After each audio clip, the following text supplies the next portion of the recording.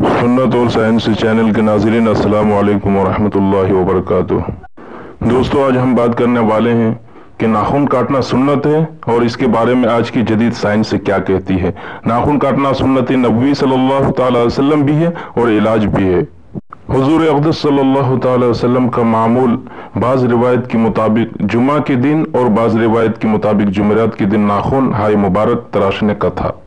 Medical के उसूल और कानून के मुताबिक पेट के कीड़ों के अंडे इंसानी नाखून में पोशीदा होते हैं, यानी छुपे हुए होते हैं, और इंसान जब खाना खाता है तो ये अंडे खाने में शामिल होकर पेट में चले जाते हैं और अंदर ही अंदर फलते और फूलते रहते हैं।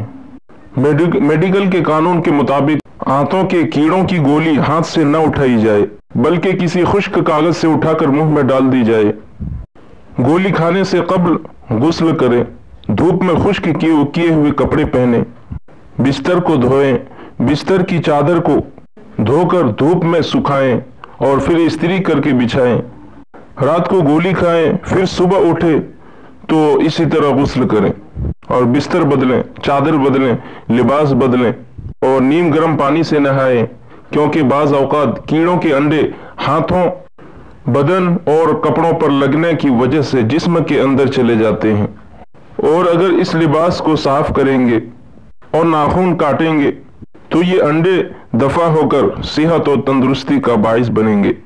तहकीक के मुताबिक जो खवातीन नाखून बढ़ाती हैं वो खून की कमी का शिकार हो जाती हैं।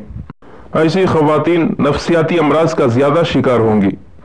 हत्ता कि एक माहिर नफ्सियात के कौल के मुताबिक नाखून बढ़ाना इतना खतरनाक है कि इंसान को इतना नफ्सियाती मरीज बना देता है कि इंसान खुदकुशी की तरफ माइल हो जाता है।